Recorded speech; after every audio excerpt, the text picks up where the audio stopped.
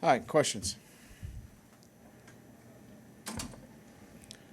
Yes. Over here. Why did Malik Zaire enter the game? Was Sean Kaiser hurt, or was that just a personnel? No, just felt like we needed to, get some momentum back. I thought he could, add some momentum. That was a head coaching decision. Obviously, you went back to Kaiser on the sideline. Just what are those conversations like with both No, players? those are coach player conversations. I just felt like, it was important to try to get some energy back. We lost some energy, and I thought going to Malik would do that. And then just, again, with Deshaun's experience, felt like giving him a shot at the end that would give us our best chance of winning. Is Sean Kaiser your starting quarterback moving forward, or? I don't think there's, really a question about who the starting quarterback is. Deshaun's the starting quarterback. Each game is treated as a game in itself. We're trying to win the game. And Malik's a really good quarterback. I was looking for a little bit of energy and kind of stem the tide and the flow of the game. But, yeah, Deshaun Kaiser's the starting quarterback. Brian, you got down to the 8, 2nd and 4, and Kaiser went sack, spike, sack. Do you have an automatic? Do you have a hand signal, a fade to the corner of the end zone, or do you want him to spike it in that situation? We felt like we had a play. The next play was what we wanted. We had a fade on, so we got to the play that we wanted. On 4th down? Yes. Yep. Yep. Brian, you had that first half where things really moved well for you overall. Where did this game get away from you? Well, it was 17-10 final, and we had a chance to tie it. I think you guys watched the same game I did, right?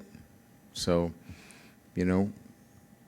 we made some mistakes, and we couldn't get the momentum back.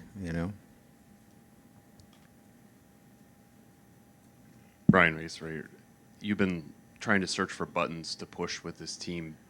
What's the next one, and do you ever get to a point where you run out of them? No, I mean, this is a bitter pill to swallow, certainly. Losing our fifth game now by one possession. I love those kids in there. I mean, they had great energy. They wanted to win. They did everything that they knew in terms of what they felt like they could do to win, and they just came up a little short again. So it's one of those things where you got to keep fighting, and we'll get out on the other end of it. It's a tough spot we're in right now, but they're committed. Coaches are committed, and we'll find a way. We'll get through this rough spot. After the game, what did the Stanford strength coach say to you that set you off? Bye-bye. Okay. And that was it? Yeah, bye-bye.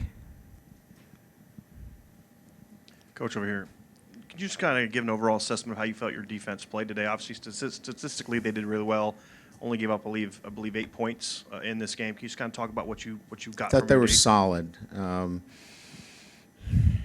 And we're playing a lot of freshmen back there, so we don't want to expose them in every scenario. So they're learning a lot as we go, right? So we want to minimize big plays, which I think we've done a really good job of keeping the points down. The thing that I wanted to do when we made the change was keep the points down and limit the big plays. Now, you can't be everything that you want to be defensively with just those two things, but you can keep your football team in what I felt was a good position to win games, and we just haven't been able to do the things that I expected to do to win games. So they're doing what I'm asking them to do. Can you talk about Jerron Jones, he seemed to just play with a ton of energy tonight, spent most of the game in the Stanford backfield. Can you talk about what you saw from him tonight and what has resulted in the surge we've kind of seen from him in the last couple weeks? He's committed. All these guys want to get through this really tough part of, everyone's career, I guess you could say, mine included, right? We're going through a tough spot. But they're committed to wanting to get through this together. As I've said, for those that have been at our press conferences, their attitude is incredible. Their commitment is incredible. I love coaching this group. I can coach them hard and hold them to high standards, and that's what they want. They want to be held to really high standards, even though they're going through a tough period. So they're all bought in. I guess that's the way I would put it. In Stanford's last drive, they were able to kind of get a little bit of success running the ball. Did they make an adjustment? Did you guys wear down a little bit? What kind of probably resulted in wore that? down a little bit on the field, a little bit too much there late,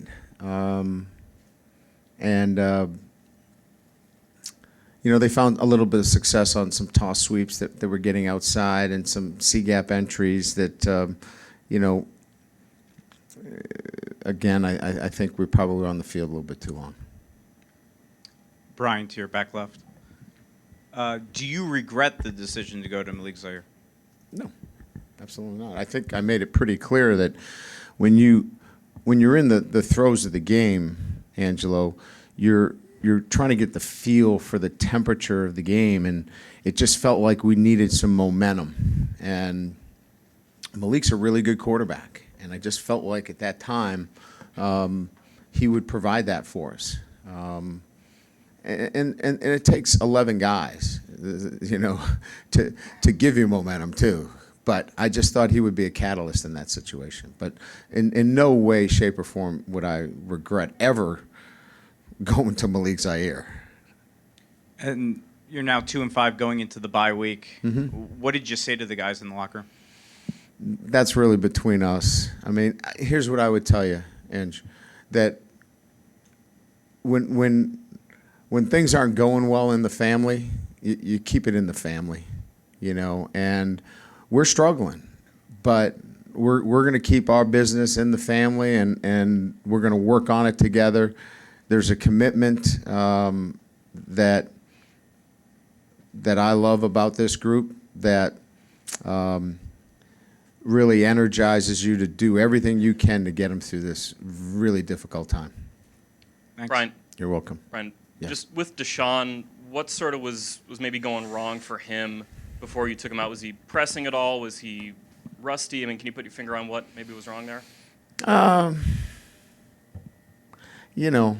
just think that I was just looking for a change-up. We didn't score the week before, and of course the weather conditions were, awful the week before, and that's not to put anything on Deshaun Kaiser, but I just was looking for maybe catch some lightning in the bottle, and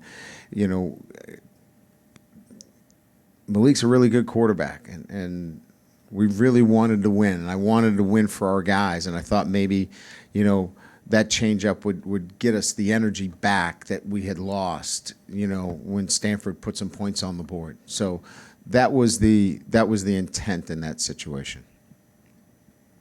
Coach, here to your left. Was there a moment in the game where you felt the momentum start to shift to Stanford? Of course. What was that moment? I don't know. What do you guys? Why don't you answer the question for him? Are you kidding me? Really? Was it the safety, one of Deshaun's interceptions? Those would be probably two key areas in the game. Certainly wasn't when we were up 10-0. Right. Yeah. Good. Excellent. The safety at the second week in a row, there have been snapping problems. What more can you do 7 games in with that situation? Just keep working on it. Sam's a great kid. He wants to do it right. We just, he feels terrible. But we'll just keep working at it, and, just an unfortunate situation. But, like I said, I told the guys, this is the no apology zone. You know, nobody needs to apologize to anybody because it's one of those things where everybody knows where we're at. We're 2-5, you know, and we're going to get reminded of it by, you know, everybody in the country about 1 million times. We're 2-5. I'm 2-5. Everybody's 2-5. So no one needs to apologize. What we need to do is coach better and execute better, and that will cure a lot of things.